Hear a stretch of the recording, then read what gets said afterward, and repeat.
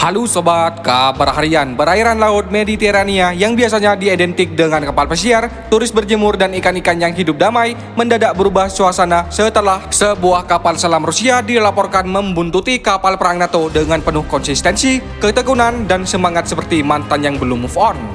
Menurut sumber militer, kapal selam tersebut terdeteksi bergerak diam-diam di bawah permukaan laut mengikuti manuver kapal perang NATO yang sedang menjalankan patroli rutin. Patroli yang tadinya rutin, itu pun naik level menjadi rutin tapi sambil nengok ke belakang.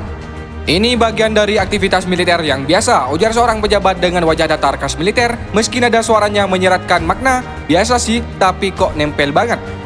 Kapal selam Rusia dikenal memiliki kemampuan senyap tinggi bergerak tanpa suara, tanpa lampu, tanpa notifikasi, dan tanpa centang biru. Dalam insiden ini, kapal selam tersebut disebut-sebut membuntuti kapal NATO selama berjam-jam, seolah ingin memastikan bahwa kapal itu benar-benar menuju tujuannya, bukan belok ke pantai buat liburan. Para analis menyebutkan perilaku ini sebagai shadowing, istilah militer yang artinya mengikuti tanpa menyapa, versi laut dalam dari jalan bareng tapi pura-pura tidak kenal. Kalau ini film, musik tegang sudah mulai, kata seorang pengamat pertahanan. Kalau ini sinetron, judulnya Mungkin Aku Mengikutimu Dalam Diam. Pihak NATO sendiri mengakui mengetahui keberadaan tamu tak kasat mata tersebut. Namun, seperti orang dewasa yang profesional, mereka memilih bersikap tenang, waspada, dan tetap menjalankan misi seolah tidak sedang diikuti kapal selam dengan ukuran besar gedung bertingkat. Kami menyadari aktivitas kapal selam Rusia dan terus memantau situasi, kata seorang pejabat NATO. Kalimat yang jika diterjemahkan ke bahasa sehari-hari artinya, kami tahu kamu ada di situ, jangan sok sembunyi.